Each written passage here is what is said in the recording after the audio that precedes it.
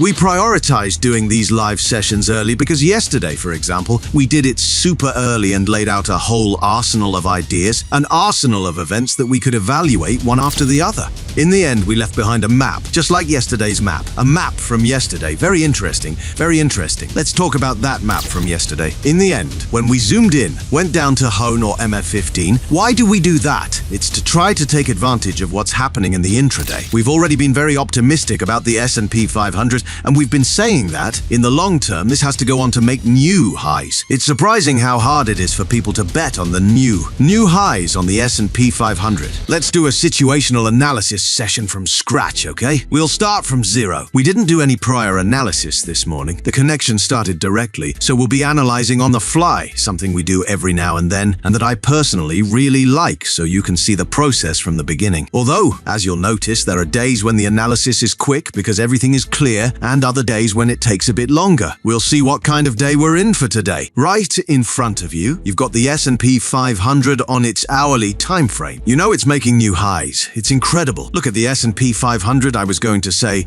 who would have thought? But no, we've already been quite optimistic about the S&P 500 for a while now. We've been saying that, in the long term, this is bound to hit new highs. It's surprising how hard it is for people to bet on new highs in the S&P 500 when it's an asset, except for specific situations like the dot-com bubble in 2000, the 2008 crisis, and COVID in 2020, is an asset that always goes up. Beyond what happened in 22 with all the fear from the Russia-Ukraine war, there were some macroeconomic indicators that were terrifying. Those of you who follow the YouTube videos know that throughout this entire drop, whether in the first Russia-Ukraine phase, honestly, I can't recall the exact moment, but it was a macroeconomic indicator that's slipping my mind today. Normally, I always remember, but not today. Anyway, it was considered the end of the world from a macroeconomic standpoint. The American crisis was taken as a given, but we argued quite the opposite, that this was going to be used as a catalyst by large institutions to absorb all that drop. In fact, we didn't have the delta available at that time. We didn't have access to the delta, but look how curious this is, right? Look how curious when we were falling aggressively. Look at the delta, how aggressively buying happened at that time and how this aggressive selling failed to prosper. We see the effort versus the result, and it's just not there. Yasmini is asking if we could do the live sessions later. Yasmini, my friend, fellow traveler, sometimes we'll do them later, but we've already discussed how sometimes we do them even earlier than today. In the end, we leave a roadmap like yesterday's. Yesterday's map was very interesting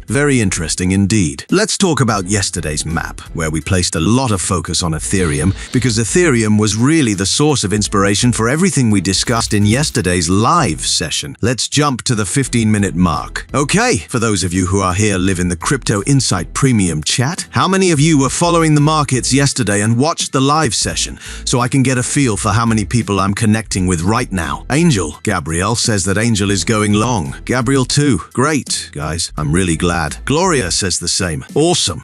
It looks like we've got a few of you. At least 3 have spoken up. Bobby Pokemas was in the live session as well. Alright, so let's revisit a bit of yesterday's hypothesis, okay? And also, mainly, Bobby Pokemas is also going long, mainly to explain the reason why we prioritize these live sessions early. Because, for example, yesterday we did it super early and laid out a whole array of ideas, a series of events we could assess one by one. Now, it wouldn't matter if we had done that session a bit later, we might have missed part of the beginning. I find it a bit impractical or less useful to say, let's do it later so more people can join, because it's likely I'll be telling you the same thing, just later in the day, and we won't benefit from what we catch earlier. But, of course, I really value the interaction with the community, and that's why we do need to host later sessions from time to time. So sometimes we forget about this, but we're going to make it happen. We'll do it! What Angel mentioned is absolutely true. I find it very helpful to do the live session before the US market opens. That's the core idea, but at the same time, I'm also with Yasmini on this one. I get it. Waking up super early, sometimes having coffee with us while tuning in, I imagine. And yes, from time to time, we'll do some later sessions, and don't think I've forgotten that next week. We'll have a special live session with some members of Crypto Insight Premium, including Yasmini. We'll collaborate, and I'll get in touch with you all. I've got the list written down, don't worry. I'm just as excited for that to happen, just like Bobby Pokemas. So yesterday's idea, what was it? Yesterday's idea. Let's look at the 4-hour chart to understand the context a bit better. Well, here we have a structure, a macro trend line that we consider key. As you all know very well, we believe this is all just a matter of time consumption, a macro accumulation process. In the future, we hope, expect, and wish for the price to rise. That's been the core of what we've been evaluating for months now. All right, but of course, we're not just focused on the long term. We love the short term too, right? Futures trading, and we're deep in it, day in and day out. So, in our daily trading, we definitely have a map. We've got a macro map that's essential. It's essential and useful in itself for seeking long-term trades too, of course, but we also work with a micro map. The micro map for intraday trades, along with the macro map, is incredibly useful because we know the importance of this structure. So jumping to the 15-minute mark, it doesn't matter what happened before. That's already been analyzed, and it was very useful. We certainly enjoyed riding long ideas throughout the rise. In the end, once we were at the top and saw it was forming a Z pattern, I honestly told you, man, I didn't even realize, but we've been going long in a Z pattern. And hey, not too bad, not even realizing we were in a Z, because we were really directional throughout that entire upward move, right? On a macro level. So yesterday we laid out 3 ideas. Now looking back at those 3 ideas, the first one didn't go too well. For many of you, it probably hit break even, and some of you might have hit stop loss. The second idea worked really well, and the third idea is also playing out well. As I said, 1, 2, all 3 could have worked out, or none. The point is, when we see the market rushing toward a key macro structure, and we get such an immediate explosive reaction off of it, that tells us, you came here trying to break through, but I'm here, and I'm gonna make it clear to you. When we see that kind of behavior, it's very normal, highly likely, to expect a corrective pattern and at some point, a move that replicates the first impulse. That's why I told you yesterday the first idea was to go long, right then and there. And as I said, some of you who entered right away were able to protect your position at break even, and hey, that's okay. Others likely didn't, and the stop got hit. Then the second idea was to look for this move here. It was to look for this move here. It was to look for this move here. Then the third point was to look for those entries in Ethereum, which was the focus of the map. I placed a lot of emphasis on Ethereum, which is why I'm bringing it back into the spotlight again. Here, we were looking for a long position as a third step, right? We talked about it in stages to make it clear. We connected and said, okay, first, we're going long right now, then we're going to look for shorts, and later we'll go long again. That was basically the idea. Specifically for Ethereum, we weren't looking for longs. Remember, it was 3 other assets. But to explain it in terms of the same chart, we were looking for a long position here because we didn't know how long this correction would take. Then we'd go short. The short would come on the retest, on the retest of the structure. We'd look for those shorts there, and then in the third stage, in the defense zone, we'd look for longs again. That's essentially the map we worked with for Ethereum. And that's why early sessions work well. Because look, if we had connected later, let's say at this hour, maybe the only thing we could have done was look for a long, right? But here, we've been able to do more. We've been able to do more. And each person, of course, adapts it to their own way of trading. Their own way of trading. The risk they want to take. Maybe the first long didn't appeal to them because what was clear was to look for that replica,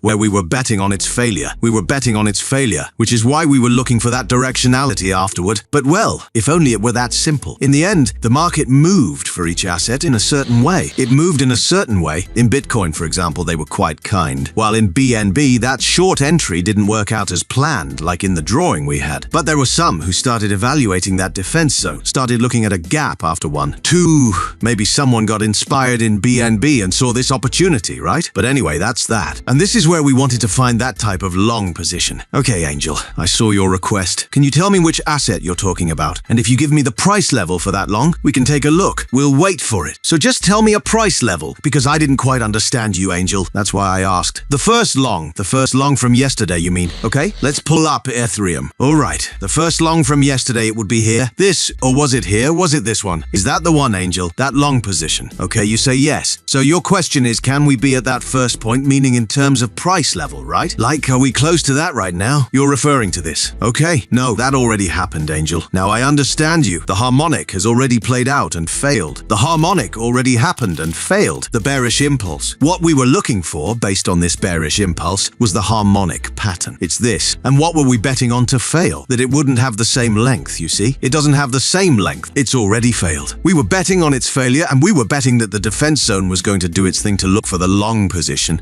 Of course, there's a lot of volatility here. I spin a back and forth like ping pong. I'm coming back. I'm coming back. If only trading were that simple. But essentially, bearish impulse, replication, failure. And then I look for the opposite side. I hope, Angel, that I've understood you correctly and that it's clear now. Okay, interesting question you're asking though. You're wondering if we could still be in the corrective phase of the first bearish impulse, right? That it could still be in play. Well, let's assess that. We'll evaluate it. And as I said at the beginning of this session, I'm starting from scratch, okay? I'm starting from zero.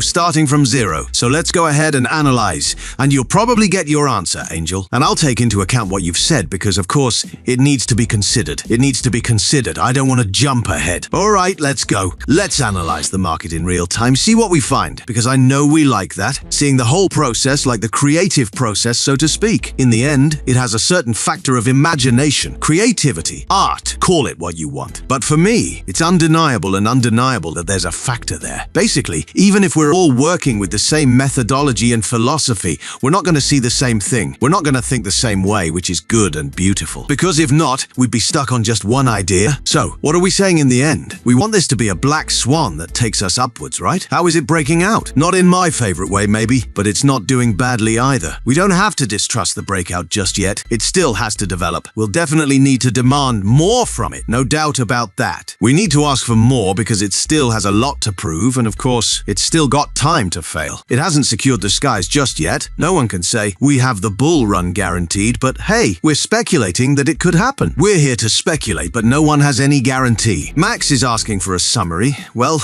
you're just in time for the start of the analysis. He says he's not in the open channel, but let me help this guy out real quick. I've already helped and he's gonna get in. All right, there you go. I've posted it, so hopefully there's no more confusion. Anyway, let's get on with this analysis. It shouldn't take too long. The analysis really starts here, okay? We see how this is breaking out, so let's give it the benefit of the doubt and trust it for now. We've been working with an impulse and a channel, which is positive. That shakeout shows us that it's battling against a key structure. It's no coincidence that they acknowledge the level and that there's volatility around it. And we're seeing what they're doing with it. Nothing. We're good, right? As long as this doesn't break down, we'll be fine. In the end, we need to simplify the message. And the message is this. As long as we don't lose the base of the channel, which is what confirms that all this accumulation and impulse is being accompanied by a supply line, then hey, it's because these people here, the ones going long, still want to stay in the party. If you ask me, these folks are preparing for an even bigger party, the main event at your favorite town festival. They're getting ready, but let me repeat it. There are no guarantees here at all. Everyone has to do what they feel is right. Now, let's take a look at Ethereum on the 1-hour chart. But first, welcome to Crypto Insight, your ethical and moral channel for cryptocurrency technical analysis. Here, we really know what we're talking about. We conduct advanced technical analysis that has been developed for over 12 years. We upload videos several times a week. If you're enjoying what you're seeing, let me know and leave a comment with your opinion. Like the video, subscribe to the channel, and click on the bell so you don't miss the next opportunity.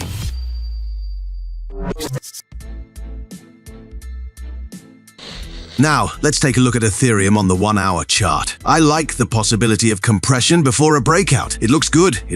Let's zoom in a bit. All right, minute 15. As I said, this live stream won't be super dynamic because we're analyzing in real time. All right, to answer Angel's question, can all of this still be a correction? Yes, absolutely. It can definitely still be a correction, but I wouldn't get too hung up on it, okay? We need to see what's happening because they're clearly working this angle. No doubt about it. To answer whether we're going to see a big explosion in the market, an immediate breakout, it's something that could happen. To give a favorable answer, what can we say? Well, maybe the price won't want to come back and touch the defense zone. Maybe it won't want to create a trap before taking off. If we're going to say that's not going to happen and answer affirmatively that we're going to have an explosive move, for me, it's this supply line that will tell us. If it doesn't get broken, it's like saying, I'm not even willing to come near the zone. I'm not even willing to touch it. If we see that kind of behavior, for me, it means we're going to break out with volatility. If it gets broken, it's not the end of the world, right? They could come back, play around, trap, recover, and take off. No problem. But here's the map. This is the map. Now, let's keep looking at other assets. Let's check out MicroStrategy. Yes, of course. Let's check out MicroStrategy. All right. Let's continue with BNB. Look at BNB. What did we say about BNB? What we said about BNB was that there's clearly a lot of work being done here. It's an angle they're definitely working with, but I didn't like the slope at all. I've seen this before. It's just a way of speaking. I don't know everything, but I know that with these kinds of angles, result. What they'll likely do is break it in a deceptive way, right? And here's the result. It was drawn on purpose to look for the failure of the Ethereum replica, right? We said there'd be a replica that fails to go higher, right? How do we justify the failure of a big harmonic? Well, because on Binance, we have this exaggerated angle here. I bet on it breaking because I saw what was happening with Ethereum. I bet on the break, but not on its continuation, just because of the angle. And we've been obsessed with this defense zone for a week now. It's been our big obsession. The bet was up to here. And there we have it. All right, we need to keep taking snapshots of this.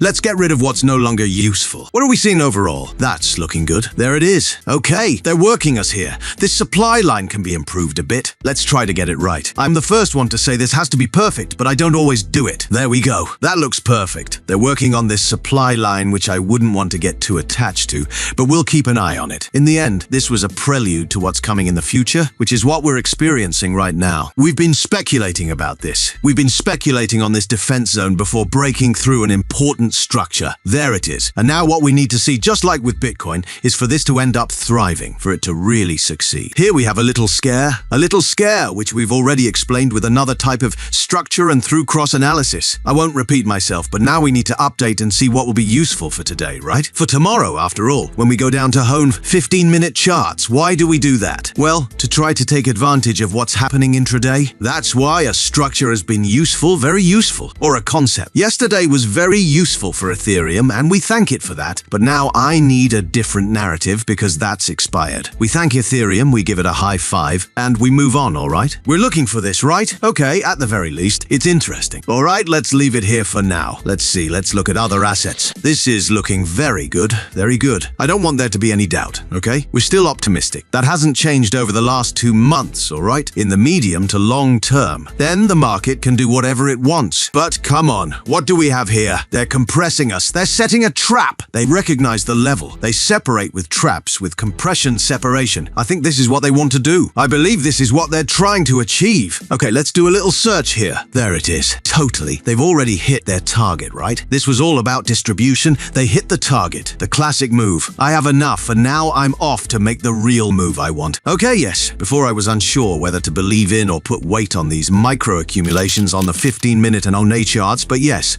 I think we're going to want to work with them. I was a bit skeptical mentally. I hadn't shared that with you. All right, there it is. Let's go back to BNB and put it down. I was being skeptical about this idea, but I think it works. I don't like it as much with BNB though. But hey, it's not that different from Solana. We can see about working on it. Now let's finish tightening the screws, all right? Let's take a look at Cardano. Let's see Cardano. Hey, this session is sort of like a masterclass in analysis, right? Very situational for today, you know? I'm not explaining it like an ABC of any concept. You're seeing the reasoning behind why and how we do it. All right, Cardano. If Cardano tells us it wants to go for a Z right now, I think that will make more than one person happy, and we might be in the starting module, right? Going for the Z, right? In the end, we have an impulse here, AEW, a poor Y, and we're going for a Z. If not, Bobby says, may God hear you. Start? Well, let's see. I share ideas with you, all right? Tomorrow the markets might want to take this down, and we'll just have to deal with it, you know? You all know how this works. It's a very complicated world. What can I tell you? You all know firsthand how tough this is, right? What's unusual is being on the right side of it. I mean, what's unusual is in general levels within the industry. But I think we're doing a great job considering how difficult this is.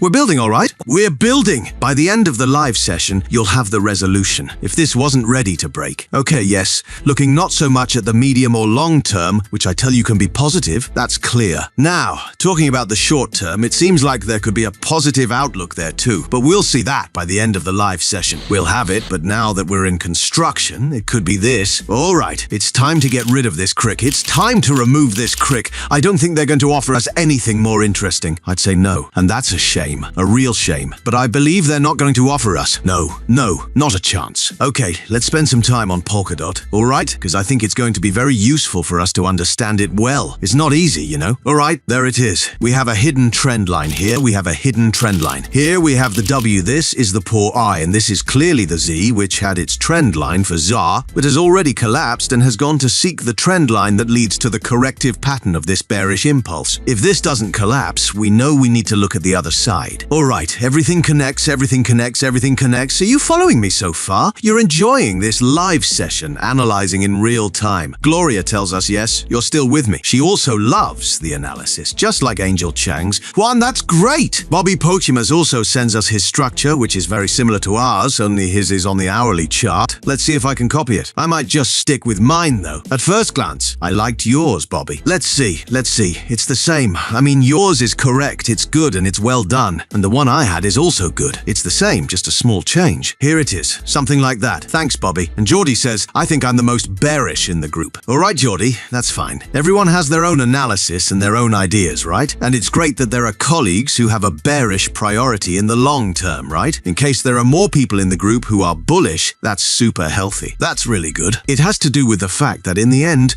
nobody here is right, and nobody has a crystal ball. So it's fantastic that you say, hey, look, I feel bearish. Perfect. And then nobody will come and say, look, I told you so. You have to be this way. No, only in YouTube videos do we do that. We create those videos so that people can be aware of the good work we do, right? But other than that, we keep it within the family, among ourselves, in premium. We don't do those stories, you know that. All right, that's Z. Let's go to the 15-minute time frame on DOT, because I found it interesting to study. Let's see, good. What are they doing? Here we go. There's no need to overcomplicate things. You know what I'd really like to see? In the immediate time frame. Let's have a little drop, an ideal trap, so we can break out in the creeks. This is the 15-minute time frame. I'm talking about the short term, the immediate term today, all right? That's what I'd honestly like to see. After everything we've been observing on the hourly and 4-hour charts, crossing everything down, that's what I'd like to see. To wrap up the hypothesis, let's analyze the volume and the delta, because in the end, we're assessing a micro-bullish accumulation process, if you notice. Geordie tells us we learn something every day. Well, that's clear, Geordie. It's clear. In premium, we all learn from each other. That's what it's about. It's about this. And as I always say, egos don't play a part in this. With ego,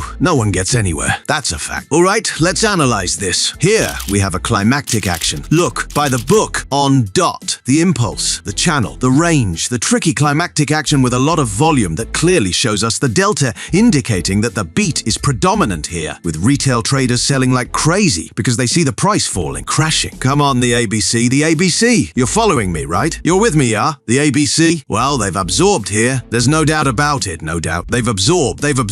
All right, what else? The volume should help us. Nothing noteworthy. Well, here we have the initiation of buying, clearly. All of this will be clearer on the M5, perhaps, to show it. No, it doesn't look clearer. I'll move this aside so we can see this better. It doesn't show as well as I hoped, but if you pay attention, you can see it, right? This is buyer initiative, okay? Buyer initiative, increasing volume delta, pure ask, and the price has an action and a reaction. Therefore, it's buyer initiative. First, they've absorbed us stopping volume. Here we have stopping volume. Here's the absorption. Here's the initiative, buyer initiative, and the rest is history. Okay, to defend this hypothesis, what's ideal? The ideal is that Polkadot doesn't lose its defense zone. It should not lose it. That would be ideal. So what can we do? Let's look for longs. I'd like to see this drop more. Let it drop. We can look for longs around the zone in trap scenarios. That's ideal too. Stop loss adjusted. If we lose, we want to lose little because we want the reward from all this accumulation to take us to more interesting levels. We're looking for a super favorable risk-reward ratio here. A 5-to-1, a 4-to-1. That's what we're after. You've seen the whole story we've been working on to arrive at this final hypothesis. So what we'd like to see in BNB is for the price to drop below the creek,